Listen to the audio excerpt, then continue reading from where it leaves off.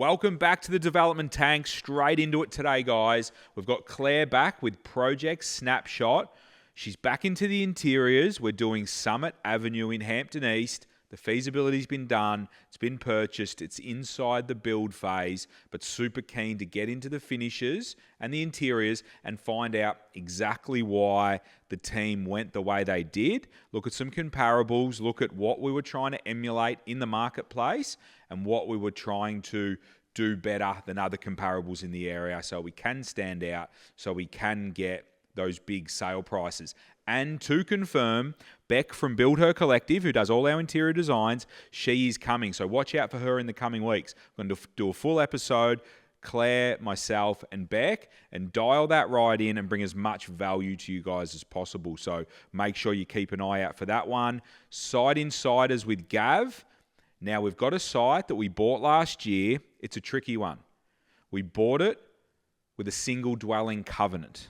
Now, everyone would say, wow, that's super red flags. Yes, it was a red flag, but we navigated it and we managed it through the process risk-free, and now it's got a planning permit and we bought it well too.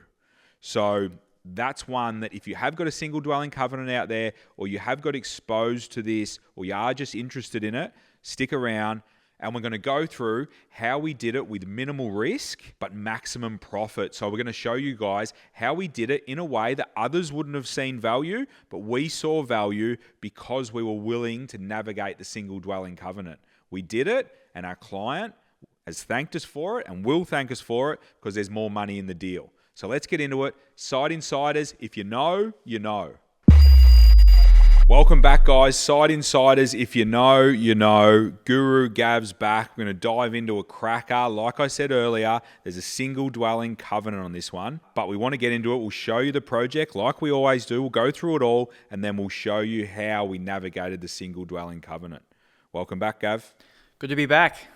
Awesome, mate. We've got one that we bought last year, but there's a few lessons in there that would be nice to share. Yeah, look, it's a great site, but every now and then it comes up in the title. You'll find a single dwelling covenant, and that happened on this site. But it was such a great site, great location that we just sort of tried to. Well, we asked a few questions of the vendor and to see if we could get it moving. Yeah, it's an interesting one because red flags, scare us off, and we keep looking. We do our due diligence, but if it's too hairy, we're out of there. That's definitely something that we're big on. So this one must have ticked enough boxes that had us pursuing it. That's right. Well, yeah, and a good example of that is we were looking at one in Ashburton just the other week, and it was a fantastic site, great frontage, great size, perfect location. Client specifically wanted something in that area. It just ticked every box. I was so excited about it. And then sure enough, in the small print, which we'll see in a bit, single dwelling covenant. But that particular example, it was going to auction, had to sell. So there just wasn't much flexibility. Yeah. In this case, it was well over a year ago now, maybe a year and a half ago, that we purchased a site, softer market, off market, and the vendor was flexible. And not only that, there were some examples just on the same street nearby where a single dwelling covenant had been removed before. So there's precedent, bit of flexibility was sort of in our favour a little bit as well. So I guess we had room to ask. Yeah, spot on. I think they're the characteristics you need around a deal like this to actually make it happen. Like you said, the one you're looking at in Ashburton, they're going to auction. That won't be subject to removal of single dwelling covenants or anything, barely subject to anything under clear auction conditions, where this one, knowing the agent, having the vendor having flexibility, allowed us the time to do the due diligence, put the things in place, talk to solicitors about the clauses and how this would transpire, and then get that deal done. So it doesn't happen often, but we saw a crack. That's right, and that's what you've always got to be mindful of. You've always got to don't be put off straight away by these red flags. If you can find a way around it, then that's how you pick up these great deals. Yeah, spot on, Gav. So do you want to show us where it is, the features that attracted you to it? Absolutely. So we're back into the southeast corridor once again, about 12 kilometres from the city. Sort of moving in here. We're in Bentleigh East. So the address is 17 Shrewsbury Street, Bentleigh East. And what you can see here, people have been following along over the last few episodes. They get to know these areas, as our clients do, as I walk them through the process. And you'll be able to notice straight away, we've got McKinnon Secondary College just here. You've got McKinnon Reserve just here. McKinnon Duncan Reserve up here. The McKinnon East Campus is just here. So we're talking 400 metres either way. This spot up here, that's McKinnon Primary School. And just south here is Volkstone Primary School. When the new zone was created for the East Campus of Bentleigh East, it's sort of come right out over here to the east and captures a whole bunch of land out here, or space out here to Mackey Road. This area here previously was, I guess, the outer regions of the zone. So there was good results, but not great results. It's now smack bang in the middle of the two campuses, and also walking distance to both primary schools. Yeah, it's a ripper little spot, and you know this area better than anyone, Gav. And I think, these little streets in here that, like you said, you are smack bang in the middle of sort of everything you need. To the main campus there. You don't have too many really busy roads, and you're far enough away from the busy primary school action. Great little streets, and you've got a nice little north-facing orientation there for the private open space, Gav. So, that's ripper. When you get into these areas, it's good to know where the schools are, school zones. But then you want to, if you're very keen, then you dig a bit deeper. And across McKinnon Road here, McKinnon Road can be busy. It's not terrible, but there's a couple of speed humps on it, so it's slow traffic, but it does carry a bit. Volkstone Primary School, the drop-off area is just here, and there have been some properties that we've seen come up in Volkstone Street. You probably want to be down towards the west side of it. A couple of really strong townhouse sales just here. One sold just the other week on the south side here. But I can tell you that between 8 o'clock and probably 9:30 on any morning, and then the afternoons, it's just crazy in that area. So in this example here, we're a street back from McKinnon Road, but just over, from the primary school, easy walking distance. So much, much quieter. You'd probably see, a fifth of the traffic. Yeah, great. And I think that's important for anyone playing along at home and looking to buy into the market and looking to do their own developments. It's important that you do know your area and your marketplace intimately. Take the time, go out there on a weekday, on a weekend, go out there and see where the traffic is, see where the hustle and bustle is, and sort of, live that life somewhat. This is what Gav does. He'll go out there and, make sure the streets are nice, is it a cut through, all these sorts of things. It's really important because you're going to develop this property for 2 years. You're going to have 2 of them or 3 of them or 4 of them, however big or dense your development is. It's important that buyers are going to be savvy, and they're going to pick up if it's a busy road and these sorts of things. So do your homework. That's right. Yeah. Now, zeroing in on this side a little bit, it does have a slightly narrower frontage at 14.6 metres, but it does splay out towards the back there at 16.5. So if we were to... Which I don't hate that, Gav. That's a nice, wide backyard. That's right. North of 8 metres into the north facing as well. So, happy with that. And the only main concern there is where the footprint of your construction starts. That's the width really that matters, because that's where your hallways are and your entrance and so forth. And when you get back through your setback, you're probably closer to your standard 15.25 metre frontage. So we spoke to our designers and our town planner, and they were pretty comfortable with us at the time. I think we were aiming for 27 square townhouses. It rings a bell. I think we may have come in over that actually. Might have been circa. Circa maybe a little bit better. And that's a good point, Gav. In the coming weeks, we will speak to Claire in Project Snapshots about the floor plans and what we did achieve. So stay tuned. We'll smash that one out in the next sort of 2 or 3 or 4 weeks. So this will still be fresh for you guys, and then you'll be able to dive into the plans and what we actually achieved. Yeah. Sorry, Gav. You're right. So this was for an investment buyer, and they'll pay cash for the land and the soft costs. But back to what we were discussing earlier, we did have some flexibility. The single dwelling covenant was on the title, so you can see here, it's a great site, walking distance to all the schools, north facing backyard. It is, I'll just go into here. It's 592 square meters. So look, it's not, a 700 meter square block, but you would trade that for north facing sunlight through the house, and just basic access to all the schools. That's what people move into these areas for. Yeah, correct. Like you say, 592 isn't, it's probably getting down to probably our tipping point of where we like to be. But as you said, when you know what you're talking about and you go, okay, it's a friendly enough front setback. Okay, like you said, there's extra square meters in the backyard that aren't in the front yard, which they're more valuable in the back than in the front. Orientation tick box, and then you got the location and those sorts of things. So a 592 can play a bit bigger if we tick a few of those other boxes, which I think on this one we have. It did. Yeah, it really played out well actually in the end. Yeah, 100%. So awesome, Gav. So we've got a beautiful north-facing orientation. We've got a pool there that'll have to be filled in. Obviously, that will feature in the backyard. So no footings or anything like that will be out there. All right, Gav. Now take us to the feasibility, mate. Where are the numbers? Okay, so as you can see here, we purchased it in November 22, so a period of time ago, and we'll touch on the timeline in a second. We picked it up off market for 165. Now, at the time, you probably would have thought it'd be 17, maybe a bit more. Yeah, I think at the time, I reckon we were sort of 175 is where we sort of thought it would be without the covenant, between that 17 to 175. And obviously that was the value, Gav. That was you sort of saying, hey, we've got a vendor that wants, happy to play at 165, but there's a single dwelling covenant. So I guess therein lies the opportunity, doesn't it? It's sort of like, hey, we've got a figure that's well down here.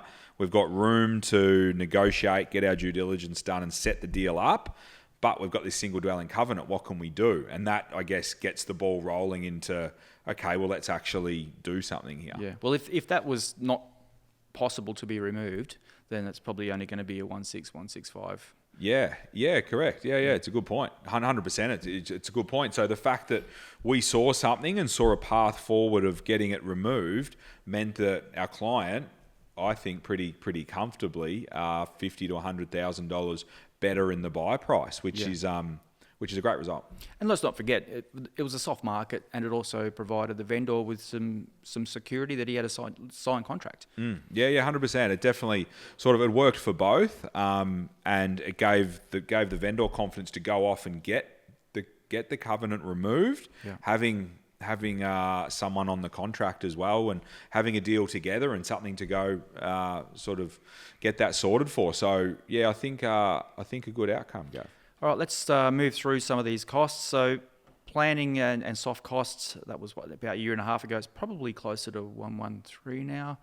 But it's probably some of in your back end, Gav, which we're going to get to, guys. A few of you guys have been keen to dive into the soft costs line by line, which we're actually working on today a little bit. So we definitely want to bring that to you in the next couple of weeks, just to get you guys thinking about what is actually in these macro costs. So that is coming. But like you said, Gab, this is about a year and a half old. So it's just important to note that obviously with the amount of inflation that we've seen over the last few years, that some of these are dialing up.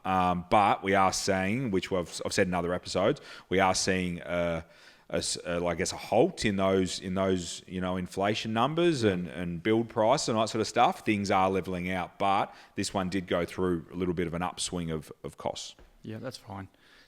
You're splitting hairs really, particularly when you're talking $3,000 to $5,000 on soft costs. So moving in now, the build costs back 18 months ago, we had forecasted about 23,500 a square, which at the time was, I think, pretty much right for a 27.5 or 27 square. Yeah, 100%. Build. That would have been on the money for sure. Yeah. So now we're probably looking at closer to 25.5. I mean, this one's designed before the new changes come in, so that's probably just under a 10% increase, which correct. Yeah, which is probably about right, isn't it? Yeah, that's right. So keeping in mind this feasibility, I mean, we do update it as we go through each stage of the project for our client, but this is the purchase feasibility. Correct. So these are the numbers we're looking at, but we can talk through the changes that we're gonna see. Yeah. Our PM fee is there as per the construction cost. We've got our 2% contingency as normal. No earthworks required. Lovely flat block in Glen Ira. Yes. Thank you very much. The client, as I mentioned, is a investor, so they just have lending for the build. And at the time, we were sort of forecasting around your $2 million mark for each of the townhouses. So, there was precedent in the area. As I mentioned earlier, that pocket of Bentleigh East, since the new college has opened there, it's now become very central, whereas previously it was probably on the outskirts. So prior to that, it probably didn't have a lot of those higher range results because people were looking maybe on the other side of Jasper Road, I think it is. So this means that it's only really had sort of 2 or 3 years for that particular pocket, at least at Bentleigh East, to mature as far as prices go.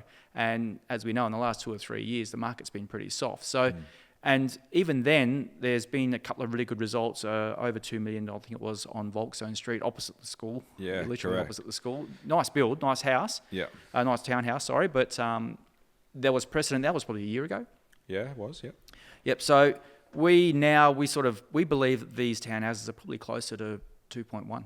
Yeah, I couldn't agree more. And even knowing some of these different products that's coming onto the market, even in a soft market, speaking to an agent the other week, weren't we? And then, in a pocket of Bentleigh East, which would be inferior to this, he's talking, 2.1 north of 2.1 just for, just for a nice product there. So, yeah, we're sort of pretty, and especially these streets that we've spoken about. Like you said, by the time this one's finished, this has just got a planning permit, so you have got that circa sort of 12 months to completion.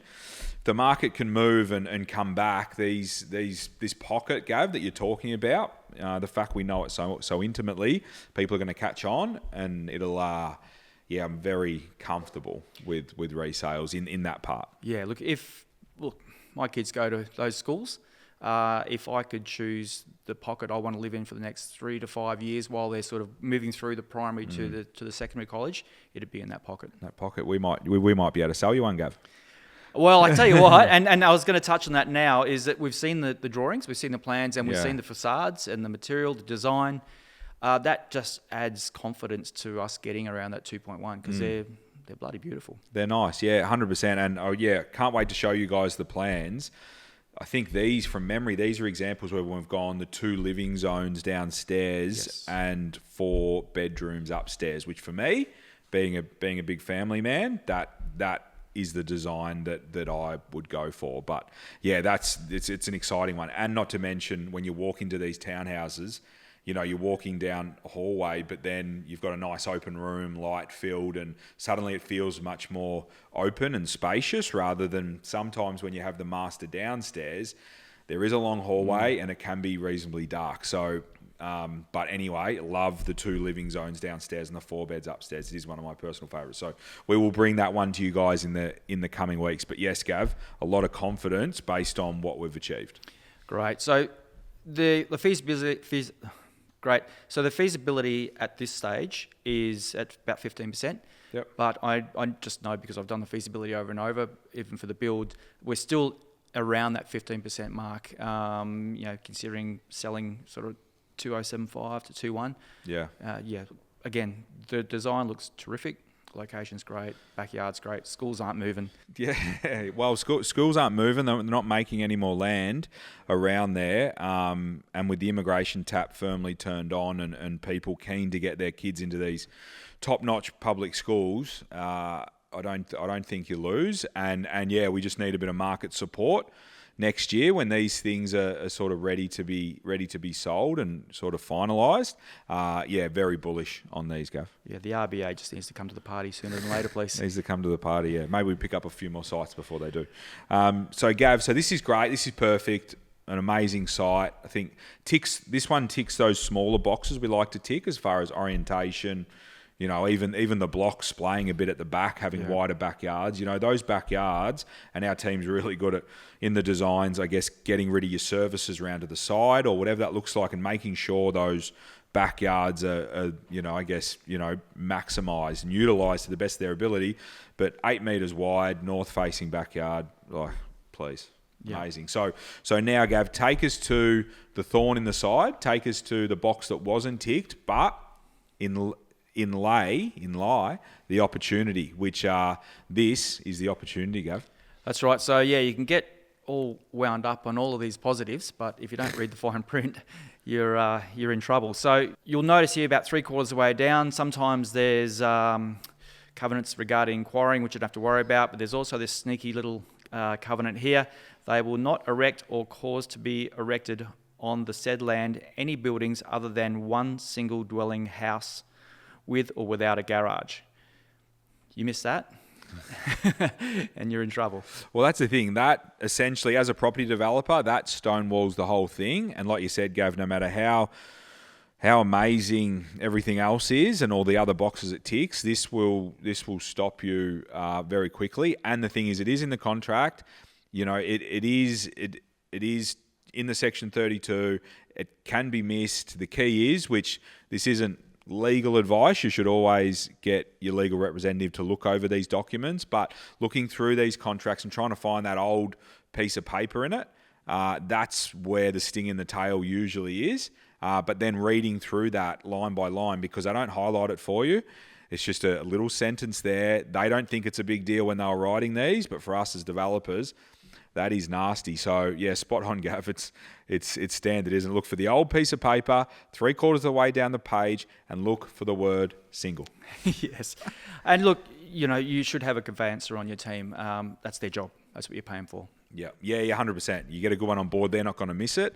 But for you guys at home doing, you know, when you're looking at a lot of sites and you are doing a bit of your own due diligence and you haven't sort of totally got a team that are going to look over them all the time, it's just important for you guys to do this work. But then once you get to the pointy end you're about to buy, there definitely needs to go to those certain people for that final due diligence. Okay, so Gav, so you've spotted the clause, you've spotted the covenant, but you were still keen on the site. So then we went to work on how do we manufacture a deal out of this to get this great site, but minimise the risk for our client, and have a crack at it, because based on due diligence we were reasonably comfortable that we could be successful in getting this covenant removed based on the part of Glen Ira we were, and other successful applications in the area. Yeah, nearby, next door. I think that was actually next door as well. So yeah, definitely had confidence that it could be done, and the vendor I think was pretty savvy as well. They were confident as well that it could be done. And they were really keen on securing the sale at the time. So, we set up some special conditions in the contract. So, realistically, we put it to our conveyancer, and also, I guess, we were in conversation with the vendor's conveyancer as well, and they sort of communicated back and forth. We put together, I guess, a proposal for how it might look. Yeah, correct. I think you know, someone's got to start the conversation, and essentially both parties wanted the same thing. So we had a good real estate agent involved.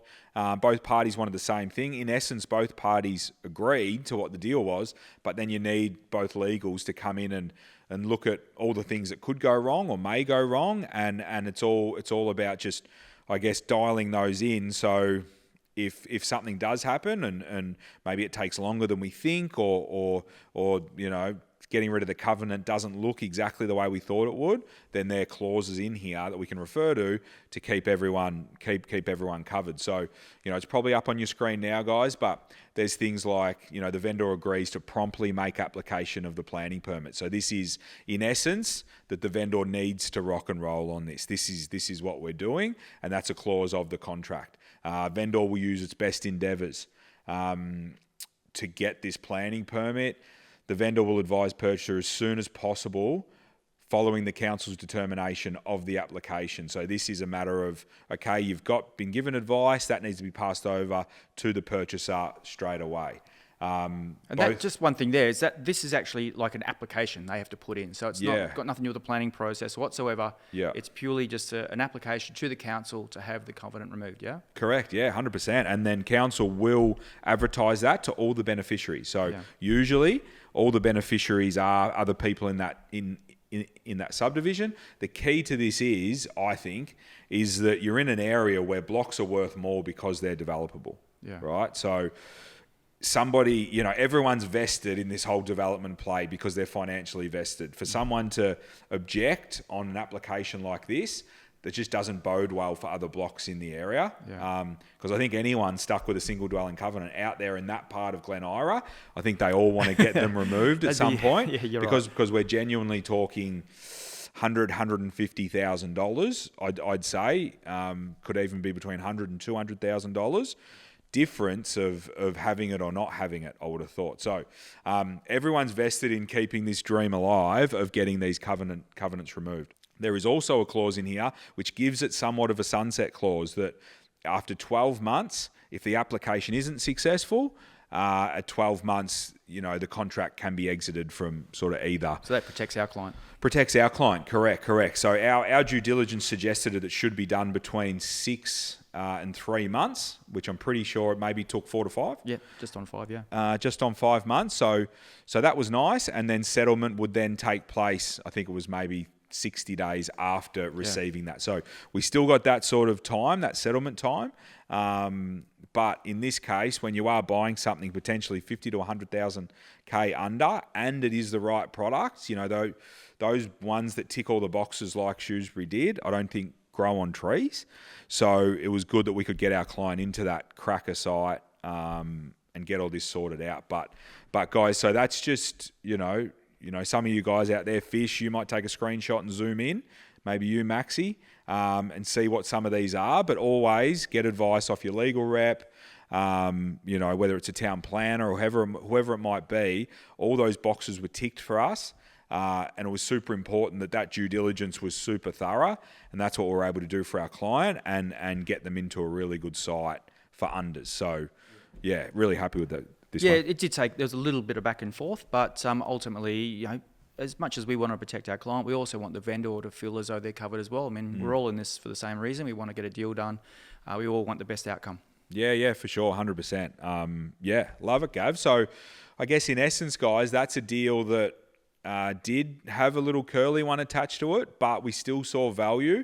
But I think for me, the most important thing is we saw time and space and a interested vendor that everyone was willing to make it happen. I think if a property's tracking to auction and these sorts of things, it's something that you're not going to be able to jump on and figure out on the run. But I think we had a vendor that was keen, a client that was keen, and we were able to, I guess, conjure a deal where both parties were happy. So yeah, for me, that was the magic is having enough time and space around the deal to do this properly. And you've got to think that way as well. I mean, just because you see a single dwelling covenant in a title doesn't mean it's a dead duck and let's walk away. You just got to. It's those people that are willing to think outside the box, put a bit of extra work in, that actually pick up the really good deals. Yeah, 100%, Gav. And that's the thing, in another 12 months' time, there's no doubt these will probably be 1.8s, 1.85. So for us to get in this tightly held pocket, and like you said, these pockets aren't, they aren't getting any more unpopular. So as people get in, as owner-occupiers get in, as people hold on to the land, to get hold of these is going to become harder and harder. So, yeah, ripper result and great work, well found, but then also, well thought through and, I guess we, not as easy as just buying something at auction that hasn't got a covenant, but, the fact that we're able to find value in a very competitive market, as we know, the southeastern suburbs of Melbourne is tightly held and always hotly contested. So to be able to get this one and make something out of something that people may not think was much, I think, really, really good effort. Another great result and another happy client. So in a few more weeks, guys, stick around because can't wait to show you the floor plans. Really like these floor plans. We say it a little bit. There's some are our favourites. I really like what was able to be achieved on this block, sub 600 block, north facing, but also, love the layout on this one. So thanks, Gav. Great work again. And we'll see you again next week. Back next week. Awesome. Thanks, guys. Welcome back to Project Snapshot, guys. Super pumped with this one. This is one of our favourites. We've got Claire, head of projects here at Little Fish, back from downstairs to upstairs. How you going, Claire? Good, thanks, Peter. Thanks for having me. Having a good day? We are having a good day downstairs. Busy day. Busy day downstairs. There you go. If you're in the area, drop in, Fish. I want to see you drop up at the Little Fish offices at some point. Claire, super pumped to get into this one. This one is a really hot design. It is a project. It is one of our favourites, opposite the Reserve there in Hampton East. This is Summit Ave, Hampton East. So one of the earlier episodes, we have done the feasibility with Gav and we have done the floor plans with you. So this is the sort of third little segment on Summit. So there you go. No project has had a third segment except for Summit. So that's exciting. I think on that day, to recap everyone, we didn't have a finished facade. So is that a good place to start? Yeah, let's show the facades. From memory, we only had the white card. So we had the form. You could get an idea, but colours, materials weren't there. So let's definitely show the facade. Okay, there it is, Claire. So they're looking fantastic. So essentially, this is a picture from the Reserve. So both houses get a bit of a look at the Reserve there, and they've come up really well. Yep, this is our facade. It's a good place to start just in terms of materials and colours, but it's come up really well. Yeah, it has. It's a ripper. So facade's done. That's been done. Now we're going to dive into internals. Can you take me through, Claire, the process, I guess, the interiors and that sort of stuff? Just tell us when you start that process, and talk to us about your thinking, because a lot of people at home, buy a development site, get the plans done, get a permit, it's all stuff you need to do, but now running the interiors process and making someone fall in love with your product, hitting the marketplace in that specific part of town and trying to hit your target audience, it's an important process. So tell us how we do it here at the Fish. So first part of that question being, when do we start? That's a great question, because I suppose generally speaking, interiors is part of your working drawing stage. So if you're thinking practically, that's when it is. What we like to do here is introduce the interiors stage a bit earlier in that town planning phase, just so we can have floor plan feedback from our interiors team, Build Her Collective, and also just start that discussion if there are any areas we want to look at in the interior stage that are going to affect external windows. Yeah, good point. Good practice. Best practice. So that's why we started a bit earlier. I suppose we start it and then it idles for a bit, and then we pick it back up once we've got that confidence and we've got a permit in hand. Yeah, nice. Awesome. The other element of that is what to consider before you're starting your interior stage and process. And that's a really good question. I suppose first thing we look at is the comps. So the comps that Gav has looked at in your feasibility. That's a good starting point. It's not necessarily where we end up or what we want to provide, but looking to what people are buying in the area at the sales that you want to achieve is probably your first point of call to ensure that you are targeting that resale. Yeah, it's a good way to start, and especially when you're managing and advising people, it's great to have data, confirmed sales, actual solid resales and comps. They are undeniable. If someone's paid X for a certain product, you can't deny that. So that's great to have those, have something really factual inside this process that can be a bit subjective, and people's own sort of likes and tastes can filter through into this process. So I think it's important that it's subsidised with some facts. Yeah, absolutely. It's emotion is good to take out at this point, because I've found through all the projects that we manage downstairs that sometimes I'll say, oh, I've seen that before. I don't want to keep replaying the same thing. But if something is selling, you might change it slightly.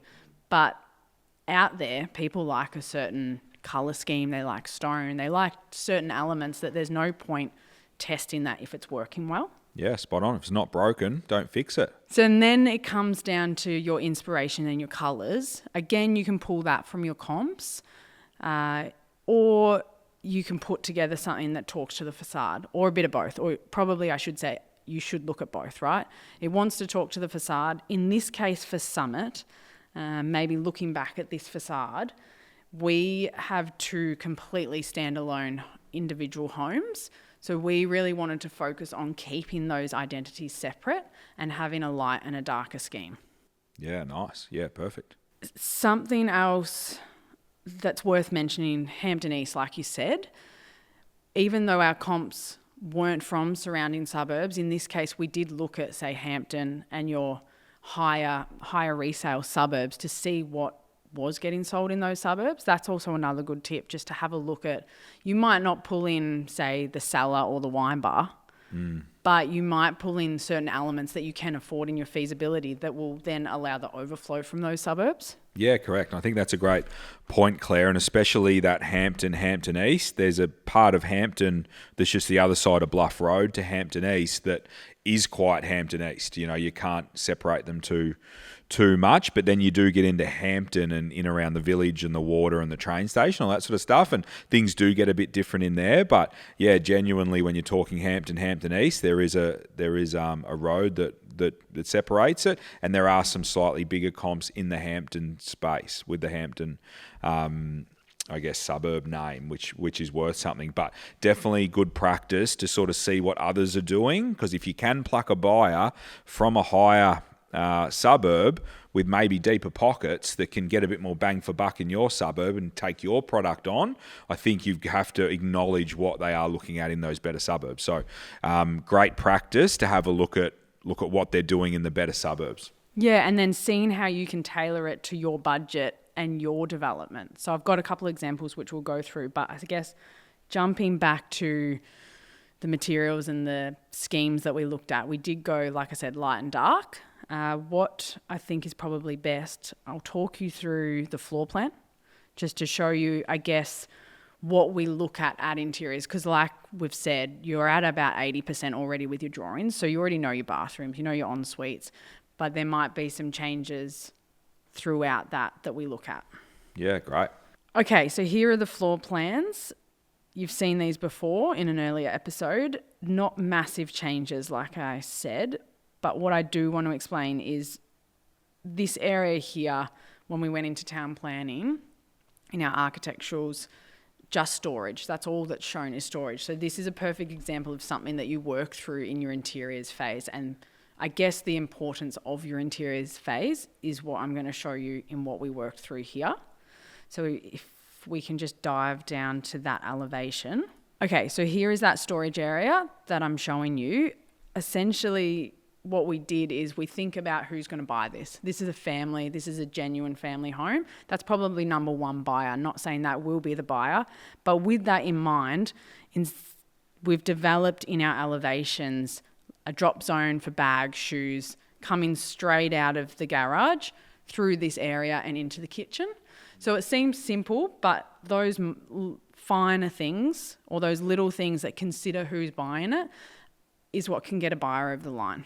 Yeah, correct, 100%. As soon as I'm looking at that, I'm just loving that drop zone area, shoes, school bags. Like when the kids come home from school and kinder, there's 4 bags that are just scattered all over the ground, but I'm loving coming through the car, put it all away. Even if it is untidy, there's still a door there. Yeah, fantastic. And like you said, it's using every one of these little zones, and like you and Beck say, to create moments. And you know, there's a 2.5, 3 metre by 2 metre space that suddenly is one of the most important parts of your home, but you've actually created that through design. Yeah, exactly. And I think, like I've heard clients before that want to skip this process, they'll do selections with builders, and whilst, yes, you might be saving some thousands on this end, the consideration that goes into these elements, I suppose there's a couple of things. It's protection from what you're actually getting with your builder. Like we're not leaving it up to the imagination essentially, but also these spaces, when a potential purchaser looks at that, that's consideration that automatically gives a sense of security to someone saying that this development's been thought about. Yeah, 100%. I think if you can tick all the boxes, and even albeit little boxes, I think once you get your buyer to come through, it builds trust straight away. So if they're met with, oh, wow, that's been thought out, look at that detail. I think if you're ticking all those boxes, suddenly a purchaser is like, this has been thought after and it's going to be a good experience. If they walk in and suddenly it's, oh, that's small, oh, that's a worry, suddenly the whole thing's got a question mark over it. So, yeah, that is a really good space, which not all developments, and no doubt the floor plan and arrangement of these designs allowed this to happen, because you don't see that too often. Like you guys sometimes get a smaller drop zone in maybe, but that is a real, that's a real feature. That's like a mudroom. Yeah. That's really good. Yeah. Now, what I want to do is just jump down to what we were talking about, creating those Hamptons feel, but for a Hampton East budget. Yeah, like it. So here in the master, we've done a full wardrobe fit out, his and hers both sides, drawers, shelves, hanging, everything in the same colour to match the rest of the joinery throughout. What the trick here was to sort of dumb it down and make it more economical by not having the entire carcass. So behind all of this is just your plaster painted. Yeah, gotcha. So it's sort of hollow, I suppose, but you're saving on all those backing boards. That's the word I'm looking for. It's hollow. Yeah. But you're still getting the full experience of custom joinery. Thinking about it, when you're putting things into this, you're not going to see the back anyway. No, that's right. No, happy with that. I like that. So that's, in summary, sort of two things I've picked out that we look at. The wardrobes, getting that higher end feel for a lesser budget, and then the drop zone, they're the sort of items that we're looking at. Floor plan's done, but they're the finer details that hopefully attract that buyer that you're targeting. Yeah, 100%. I think they're two really good examples of, I guess, the level that you dive into. Like, you guys are living in these. You know, you guys are going, we're doing that because that's the way the buyer will live. So I think that's really good insight. But I guess, like you said, that treatment that you gave those two examples, you'll do that throughout the whole house just to make sure en-suites and bathrooms and laundries are thought through, because for everyone, this is the time you do it. No point walking through halfway through your builder thinking, oh, I don't think I've done my walk-in robe properly or something like that. Moment's gone. So this is the time you need to spend to get these areas right, and you do that, and you or your buyers or whoever's going to occupy these will love you for it. Yeah, exactly right. So, Claire, can we get into the specs, the colours, the light and dark selections that you've picked here? Yes, so colours, themes, these houses are really, really well designed in terms of the two different schemes. What we've got here is the dark scheme, which is for the rear unit. So as you can see, very moody tonal. But what I want to touch on is some efficiencies. When we get to the next mood board, we've got the same flooring, we've got the same carpet throughout both. Yeah, nice. Good point. So keeping those efficiencies, but creating a point of difference through colour. You'll also notice we have a natural stone. Again, there's elements of higher end that we can afford in this area, and the expectation will be there from the buyer. Yeah, great. I think that's important. It's finding where you want to spend that bit of extra money, and yeah, the stone's definitely a winner if you can get it right. Your flooring means less, your carpet means less, sometimes your tiles means less. If you get that hero stone, suddenly, like we said before, they come in and go, wow, this place looks like money, which is what you want to do. And good term you've used, hero stone. This hero stone is not everywhere, so we do have a secondary stone, which Perfect. Again, that balances out the cost to some degree. Yeah, and emphasizes the hero stone as well, doesn't it? You put it everywhere, it becomes less exclusive. So yeah, love the fact, and gonna love these to see these come to life, because that's a beautiful looking stone. It's got a little bit of purple through it, I think. Yeah, it's really, really nice. Amazing. All right, cool. So that's our dark palette. That is our dark, and then moving on to our light here on the screen. So again, the same flooring in both. Again, you can see, even though flooring, it can create impact. If you do the colours and the feel quite neutral, it works for both schemes perfectly fine and doesn't create headaches for the builder. Oh, 100%. It works perfectly fine, but both those mood boards look totally different. But to the core, you've got flooring the same, you've got similar suppliers, your tap supplier will be the same but different colour. So there's, even though they look totally different, there's efficiencies and synergies that have been executed on. So yeah, well done. I think this makes me really excited, this project, because you've got two standalone houses, so complete single dwellings. They're big for one, and then you've got your own identity in both of them. So it's almost like we're not buying a townhouse. You're buying a home in Hampton East that no one will have.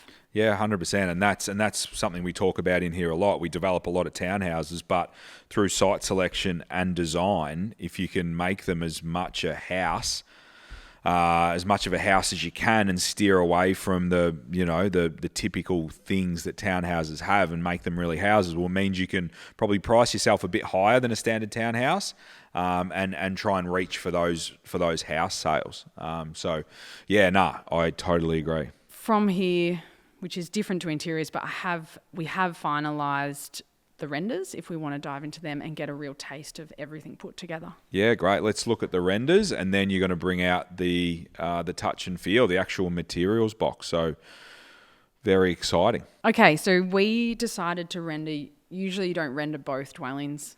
There's no point, but we've decided to render the light scheme. Yeah. So this is the kitchen. You'll see that stone, the flow in. So there's no door on the pantry. It's all seamless. But this really showcases the colours together. Yeah, great. I think they work really well. Let's show a full picture of the living.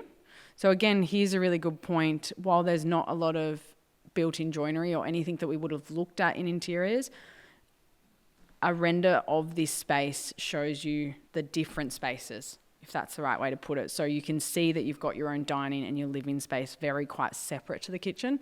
Hence why it's important to showcase this regardless of if you've included any materials or colours that you wanted to.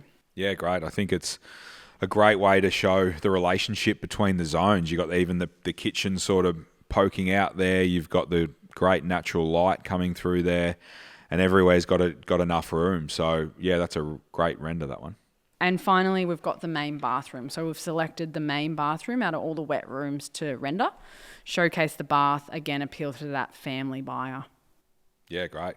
And great finishes in there, looking really smart. So 3 great renders there, showcasing one of these great properties, but obviously the darker colour scheme for the rear unit.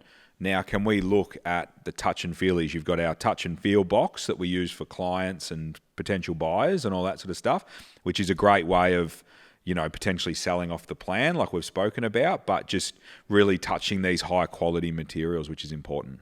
Yes, let's get them out. Okay, Claire, let's go through it. Exciting part. Okay, so the 2 materials I touched on before that we ran through both units, you've got your flooring and your carpet. Yep. Let's start with the dark and that stone that you were talking about before. It actually comes up different in person, so it's so important to get these materials and touch and feel them. Yes, they're a great selling tool, but it's making sure that what you're seeing on the computer is what you're expecting. Yeah, love that stone. That is money. That in a slab is money. So finishing off the dark unit, we've got the joinery, the two-tone joinery, tiles, and that secondary stone I was talking about. Bang. Love it. Jumping to the lighter house, let's pull up the hero stone, which is the Lord White. Again, that when it's a big slab, you'll see a lot more vein, you'll see a lot more movements like you did in that render, but that's beautiful to touch, beautiful to see in a large format. Two joinery colours, and always feature tiles to complement. Yeah, great work, Claire. Talk to me. Which scheme is your preference? I would have to pick the dark purely because of that hero stone. Yeah, okay. Like it. I'm the dark too. Please, guys, jump in the comments if you've hung around this far. And if you hung around this far, we need to send you a hoodie. Put your address in the comments. Tell us, which one are you? Dark, light, and why? But amazing concept. Thanks for coming on, Claire. We'll see you next week. Thanks for having me. Awesome. Please, guys, like, share, subscribe. Anyone that's going to get value out of that. In probably about 4 months, this build will be finished and we'll be in there, finished shots. We'll see this stone. We'll have videos. We'll do another dev tank. We might do a dev tank from out at Summit Ave, being one of our favourite projects. Happy developing.